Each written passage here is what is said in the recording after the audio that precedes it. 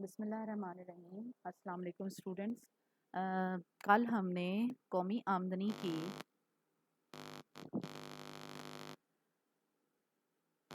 پیمائش کے طریقوں کے بعد قومی آمدنی کے توازن کا طریقے پڑھنا شروع کیے تھے۔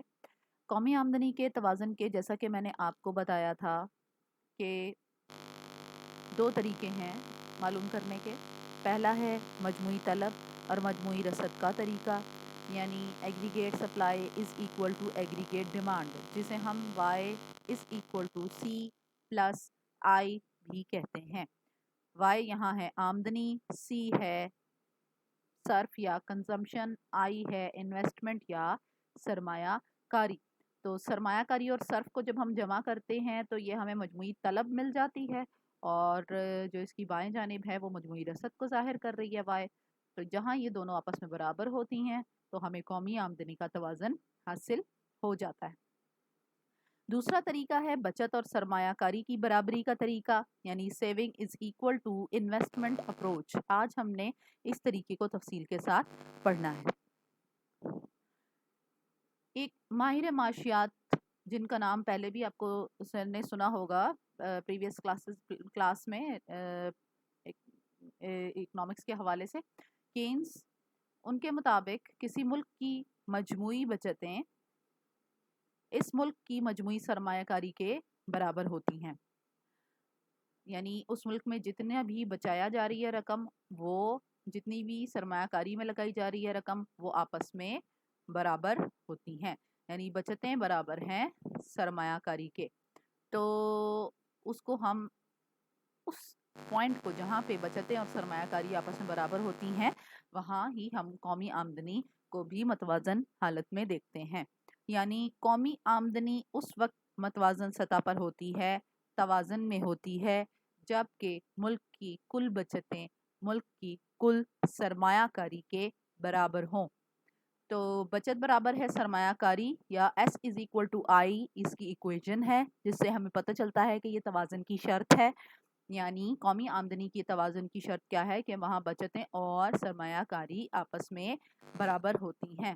اب ہم نے یہاں پہ دیکھنا ہے بلینک، آپ کو جو اسکرین نظر آ رہی ہے وہ اس لیے آ رہی ہے کہ اب ہم اس کی ڈائیگرام ڈرا کرنے لگے ہیں۔ اب میں آپ کو ڈائیگرام کے ذریعے سمجھاتی ہوں کہ کس طرح سے ہم اس کو قومی آمدنی کا توازن ظاہر کریں گے، ٹھیک ہے؟ یہ ہے ہمارے پاس وائی ایکسس،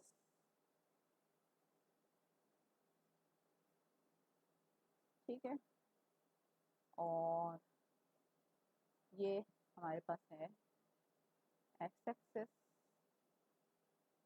اچھا، اب یہاں پہ کیا ہے کہ آپ نے دیکھا ہوگا میں نے ادھر نیچے کی طرف جو بنایا، آپ کو بتایا کہ جو آپ ایکسس بناتے ہیں وہ چار ہوتے ہیں حصے اس کے، تو ایک طرف یہ پازیٹیو ہوتا ہے، ادھر ایکس جو ہے نیگیٹو ہوتا ہے، ادھر وائی نیگیٹو ہوتا ہے، ادھر وائی پازیٹیو ہوتا ہے، ٹھیک ہے؟ تو اب ہم نے یہ جو بنایا ہے اس میں یہ اوپر والا حصہ جو ہے یہ سیونگ کی مثبت سطح کو ظاہر کرے گا، اور نیچے والا حصہ جو ہے یہ سیونگ یعنی بچت کی منفی سطح کو ظاہر کرے گا۔ منفی بچت کا مطلب یہ ہوتا ہے کہ آپ اپنی بچائی ہوئی رقم میں سے خرچ کرنا شروع کر دیں، ٹھیک ہے؟ اور یہ جو لائن ہے یہ ہمیں آمدنی ظاہر کرے گی، ٹھیک ہے؟ ہم اس ایکسس پہ آمدنی کی سطح کو ظاہر کریں گے۔ میں یہاں پہ ساتھ ساتھ آپ کو اس کو لیبل بھی کر دیتی ہوں۔ یہاں آئے گی جی آپ کی نیشنل انکم یا آمدنی،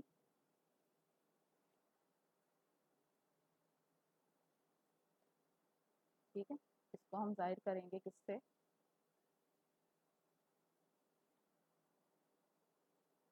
وائی سے، اور ادھر ہم نے لینی ہے سیونگ بھی اور انویسٹمنٹ بھی، یعنی بچتیں بھی اور سرمایہ کاری، یہ ادھر ہم لیں، ٹھیک ہے؟ یہ پوائنٹ ہے آپ کا جس کو ہم او سے ظاہر کرتے ہیں،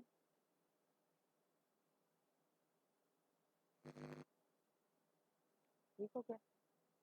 اب ادھر آپ सेविंग और इन्वेस्टमेंट ले रहे हैं, नीचे जो है वो मनफी में आ रही है, ठीक है, क्लियर। अच्छा, अब हम ड्रॉ करेंगे इन्वेस्टमेंट का खत, यानी सरमायाकारी का खत। सरमायाकारी को हम यहाँ पे फिक्स ले रहे हैं, इसलिए ये एक सीधी लाइन होगी, ठीक है। ये लाइन किसको जाहिर कर रही है? सरमायाकारी को। तो यहाँ पे जो इसको हमने शो करना है वो आई नॉट है, यानी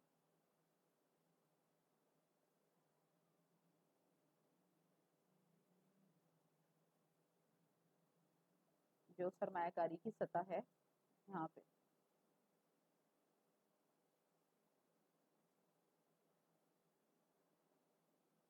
ये आई नॉट से जाहिर कर दी हमने। अच्छा, और यहाँ पे हम इसको आई से जाहिर कर देते हैं, यानी ये सरमायाकारी का खत है। इसे मैं आपको लिख भी देती हूँ कि ये सरमायाकारी है, ठीक हो गया। इसको हमने आई से जाहिर कर दिया। अब दूसरा खत जो हमने बनाना है यहाँ पे वो है बचत का खत। बचत का खत हम जो बनाएंगे वो इधर नीचे से शुरू होगा, ठीक है। ये क्यों नीचे से शुरू हो रहा है? यहाँ पे जो हम शो करेंगे इसको, ये माइनस एस नोट है जो अभी मैंने आपको बताया, ठीक है, माइनस एस नोट, यानी ये मनफी मनफी बचत को जाहिर कर रहा है, ठीक है। और अभी जिस नुक्ते पर ये एक दूसरे को पता कर रहे हैं, पहले हम यहाँ पे इसको दे देते हैं कि ये ऐसा है, यानी बचत का खत है।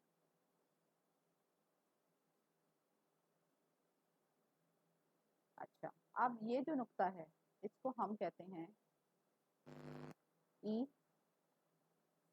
और ई जो है यही कौमी आमदनी का तवाज़ुन जाहिर कर रहा है।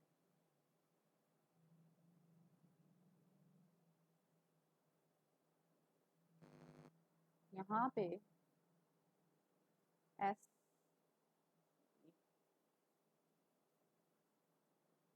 कैपिटल एस बराबर है कैपिटल आई, ठीक है।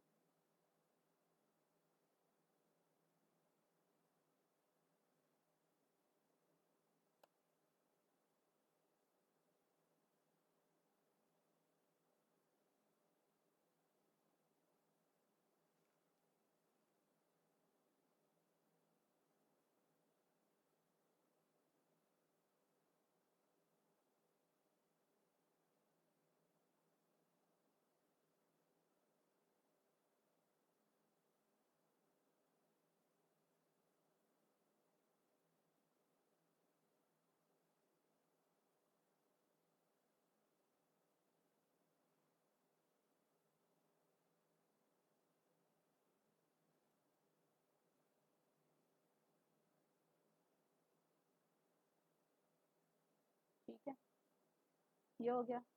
आप यहाँ पे आप देख रहे हैं कि कौमी आमदनी का तवाज़न कहाँ पे हो रहा है? जहाँ पे नुक्ता ई है और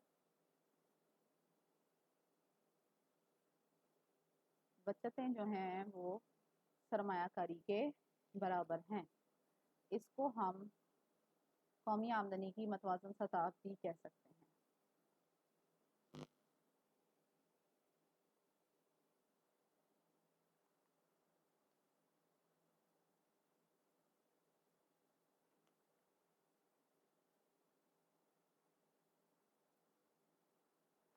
ठीक हो गया, ये कौमी आमदनी की मतवाज़न सतह आ गई।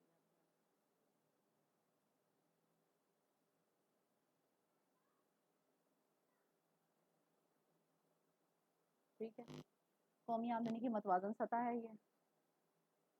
अब अगर आप यहाँ पे बचतें और सरमायाकारी आपस में बराबर हैं, अब अगर हम देखना चाहते हैं कि अगर बचतें और सरमायाकारी आपस में बराबर नहीं हैं और हम इस नुक्ता तवाज़न या ई से हट जाते हैं, ठीक है, तो क्या होगा?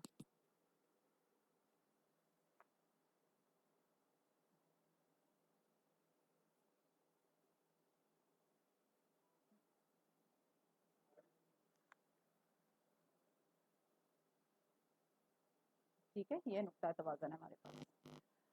اگر ہم اس نقطہ توازن سے ہٹ جاتے ہیں تو اگر ہم یہ دیکھنا چاہتے ہیں کہ ہم اس سے ہٹ جائیں تو کیا اس سے فرق پڑتا ہے، تو ہم ایک اس میں لائن اور ڈرا کرتے ہیں۔ اگر ہم بائیں جانب ہیں مثال کے طور پہ، ٹھیک ہے، اس کو ہم نام دے دیتے ہیں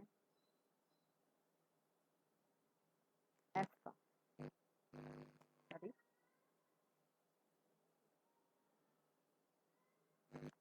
ٹھیک ہے، ہم نے اس کو ایف کا نام دے دیا۔ اب ہم یہ ہیں کہ اب نقطہ توازن سے ہٹ چکے ہیں، ٹھیک ہے۔ اس پوائنٹ پہ کیا ہو رہا ہے کہ آپ دیکھ رہے ہو کہ جو سرمایہ کاری کا خط ہے وہ اوپر ہے اور جو بچت کا خط ہے وہ نیچے ہے۔ اس کا مطلب یہ ہوا کہ اس نقطے پر جو بچتیں ہیں، سوری، جو سرمایہ کاری ہے یہ زیادہ ہے اور سیونگ جو ہے وہ کم ہے۔ ایسی صورتحال میں کیا ہوتا ہے